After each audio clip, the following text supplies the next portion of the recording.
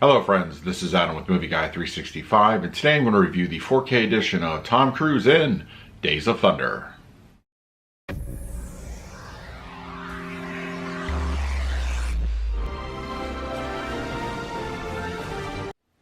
If you're new to the channel, please hit the like button, subscribe, hit that bell notification. I put out videos every single day. You can also find me over Twitter, Instagram, and Letterboxd at Movie Guy 365, as well as over at the Disney Magic Hour podcast. I will put a link for that in the description.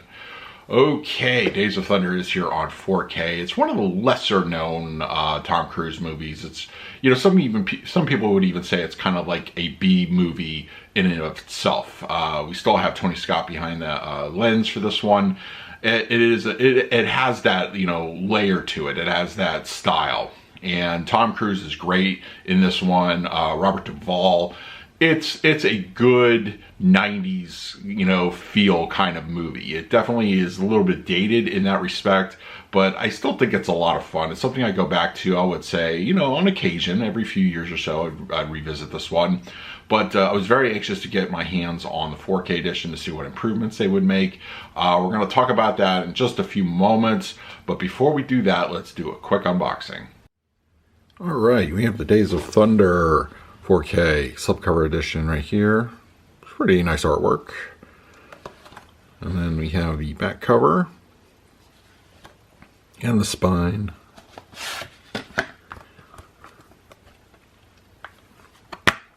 And just the 4K disc included. So very basic release. All right, now let's talk about the picture quality and the audio. For the 4K edition of Days of Thunder, Paramount has given us HDR10 as well as a Dolby Vision color grading. For purposes of this review, I'm going to talk about the Dolby Vision encode. So, that being said, how does it look?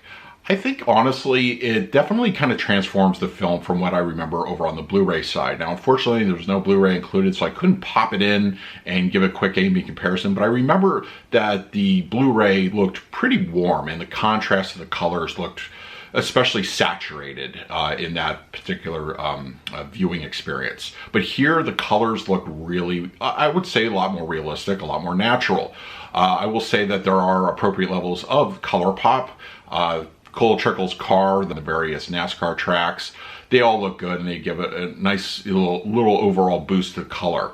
But the other colors, you know, as far as uniforms go and any kind of clothing, that kind of thing, they all look good and they all have like a nice natural to it. And also the overall, I would say the warmth of the movie that I saw over on the Blu Ray side of things was dialed down a bit, but it still retains that kind of, I would say, more of a warm as opposed to a cool look to it. So I say in that respect that color looks fantastic here, and I would say it looks a lot more natural and realistic.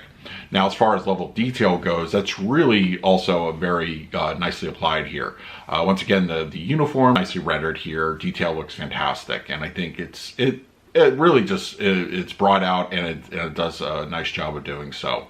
Black levels, on the other hand, can be a little bit hit or miss. I would say more hit than miss.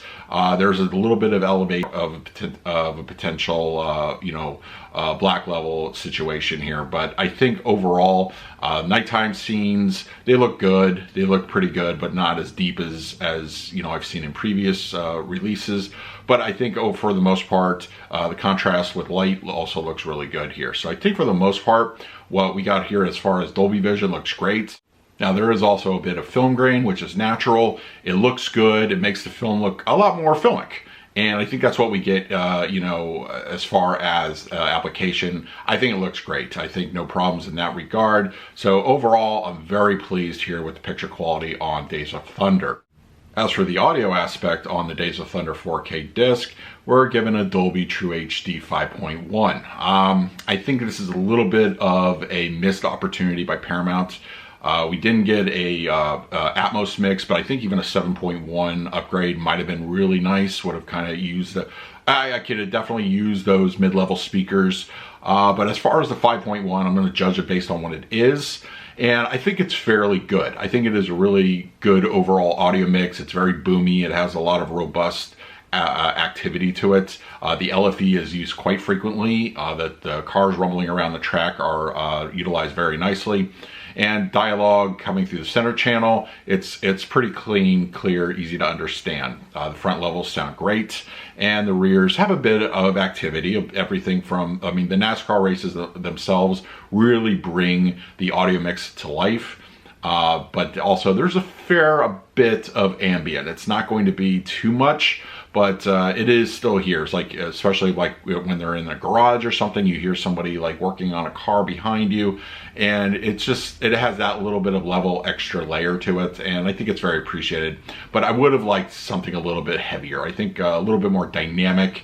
I really think those extra 2 channels at 7.1 would have really kind of elevated this up a little bit more. I can understand, you know, not wanting to go full Atmos, which would have been nice, but I think for what we get here, it's still an overall good experience as far as the audio mix goes. So that is my review. I'm going to go ahead and give the picture quality of Days of Thunder. I'm going to give this one a solid B+. I think it's very strong. It looks great. It's very filmic. The Dolby Vision and HDR elements are used a little bit more natural, a little more realistic, and I think it looks fantastic. As far as the audio mix goes, I'm going to give that one a B. I think it's okay. I think the 5.1 is strong on its own, but I would have liked a little bit more. I would have liked a little bit, those extra little 2 mid-level speakers to be utilized. I think that was kind of a missed opportunity.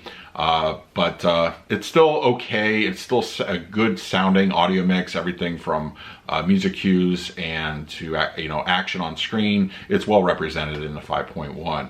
So that is it. Let me know in the comments below if you had a chance to pick up Days of Thunder in 4K, and what did you think of it? In the meantime, please like, subscribe, hit that bell notification. I put out videos every single day. So until next time, this is Adam with Movie Guy 365. I will see you at the movies.